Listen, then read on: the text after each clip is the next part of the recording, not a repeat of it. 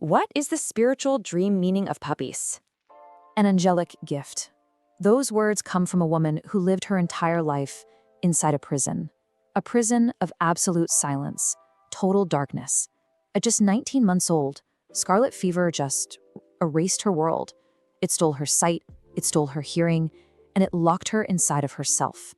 Furious. Alone. No. She learned language. She found a purpose, even her own kind of God. But it was this moment, right here, when a tiny Akita puppy, a small, warm, trembling life, was placed in her arms. That's when something ancient, something wordless, finally broke through all those walls. And she just wept. That was the message. Pure, unconditional presence. Something no human word or gesture had ever quite given her. Now, Helen Keller didn't need a dream to get that message, but you do. So what is it? What is the message your subconscious is so desperately trying to send you? And let's be very clear about this. These are not soft, gentle questions for you to ponder. These are survival questions. Let's be direct. Why right now? Why a puppy, of all things, appearing at the precise moment your life is spinning into chaos? Really think about that. Your waking mind has walls, right? It's armored up. So what is the one truth, the one need, that you refuse to look at during the day? What is it trying to hand you in the dark? So, is this dream just some sweet memory of a lost innocence? Or is it a red flag, a serious warning about the cold, hard person you are turning into? And here it is. This is the most critical question of all. What essential emotional nourishment are you absolutely starving for, while telling yourself every single day that you don't need it? Okay, now let's get into why you cannot afford to just dismiss this dream. This isn't some quirky little thing to analyze for fun. It's a diagnostic tool. Look, your mind is being strategic. It knows you'll ignore a monster, you'll dismiss a shadow. So it wraps its most urgent warning in something you can't possibly turn away from, something small, soft, and completely trusting. It's a trick. It's a trick to get you to finally listen. You can analyze this logically, or you can feel it emotionally. It honestly doesn't matter. The cognitive lens, well, it sees your broken patterns, your core beliefs gone wrong. The relational lens sees what your soul is desperately reaching for. But here's the thing, they are both pointing at the exact same urgent truth, a desperate need for real connection, for trust, for simple joy. So let's be absolutely clear. That puppy in your dream is not some random, cute image. No, it is a messenger, and it is carrying one of 4 very specific meanings for you. Here they are. 1. You've abandoned your own innocence, and your soul is literally grieving that loss. 2. You're being called right now to finally accept a love you have been actively pushing away. 3. Something new is coming, a new life, a new loyalty, something that is going to require your devotion. And 4, you must nurture something fragile, and chances are, that fragile thing is you, and it requires gentleness, not force. So why does this whisper come at 3 a.m.? It's simple, because your waking life is too loud, it's too guarded. The only chance your soul has to get a message through the noise is in the dead of night, when you are finally still enough to hear it. And this brings us right back to the beginning, because this is the core of it all. Just like Helen Keller, you can be surrounded by people, by words, by the entire structure of a busy life, and still be completely cut off from the actual feeling of being loved, of trusting anyone or anything enough to receive it. That puppy is the symbol of that feeling. Your dreaming mind chose that symbol for a reason. It is pure, it is urgent, so pay attention. Your soul is not playing games. Part 2. Let's get straight to it. Your dream didn't just show you a cute puppy. This wasn't some random, sweet little image floating through your head. No, it was the complete opposite. It was a highly specific message, a scene built from the ground up just for you. And in these dreams, the details, they aren't just details, they're the entire point. If you miss them, you miss absolutely everything. So, let's talk about what you really saw. That feeling of, oh, how cute. That's the first mistake. You thought it was sweet. Your soul, it completely disagrees. Look, these dreams aren't postcards. They are alarms. So let's decode the most urgent ones. Okay, so let's dive in. Did you dream of a lost puppy? This isn't just about sadness. Your psyche is literally holding up a missing persons flyer for a part of you. Let's be crystal clear about this. This is a grief dream. Full stop. You're mourning a lost piece of your own innocence, that version of you that used to trust without a second thought. And the whole point is, you have to act on this, now. First, write down a belief you lost, something you used to hold about love or safety. Second, ask yourself, did I give this up, or was it taken from me? And third, you start the conversation, today. Okay, what if the puppy wasn't lost, but was sick or injured? This is even more direct. It's an emergency broadcast.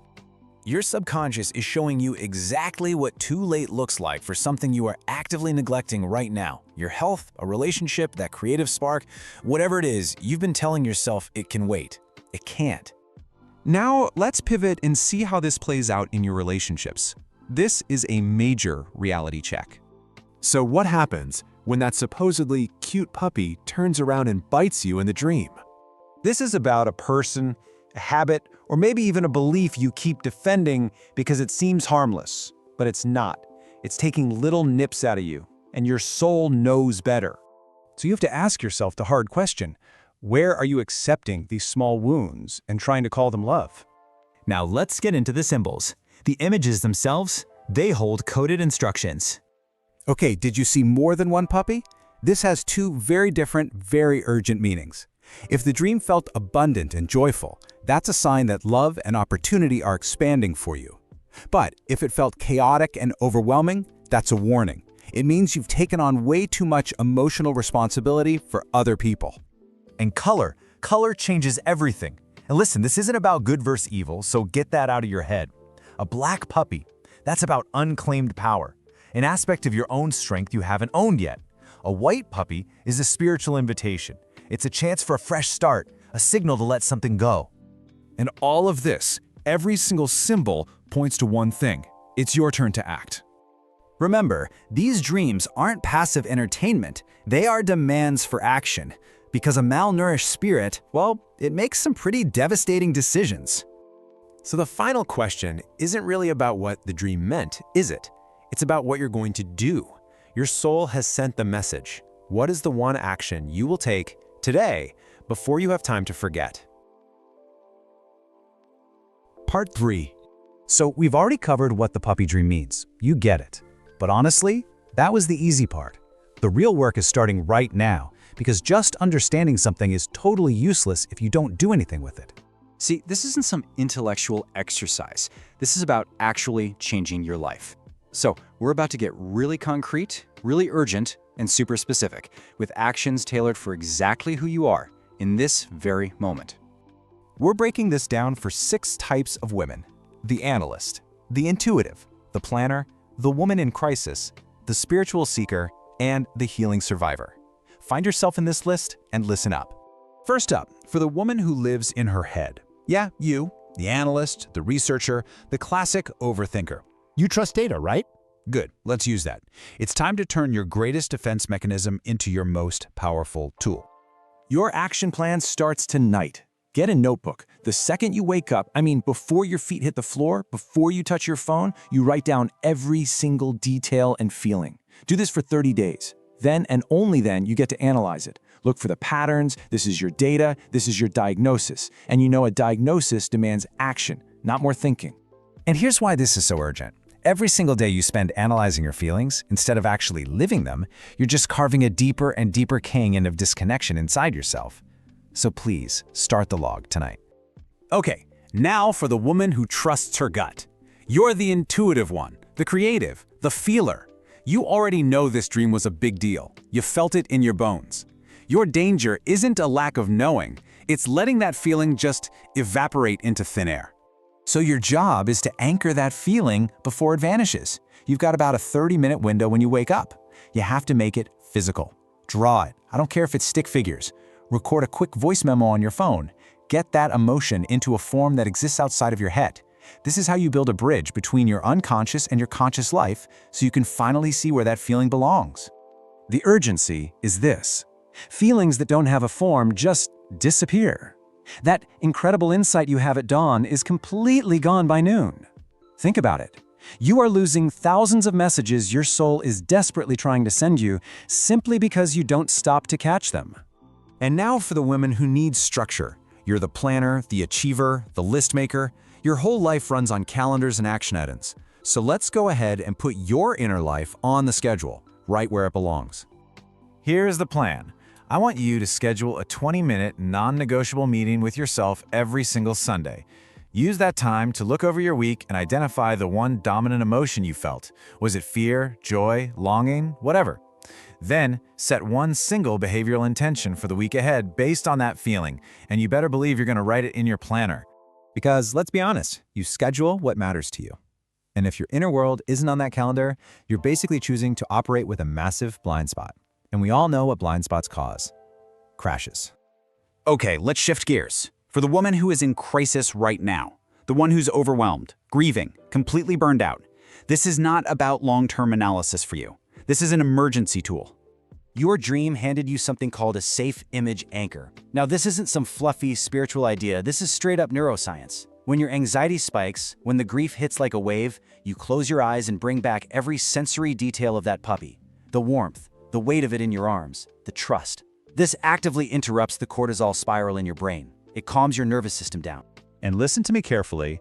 You do not have the luxury of waiting until you feel better to start practicing this. You have to build this tool now. Practice it today before you desperately need it. We're talking about 60 seconds that can be the entire bridge between reacting and responding. For the woman who is spiritually seeking, you're the mystic, the faithful, the one always asking the big questions. That dream you had, it was not some random metaphor. It was a message, and you need to start treating it like sacred data.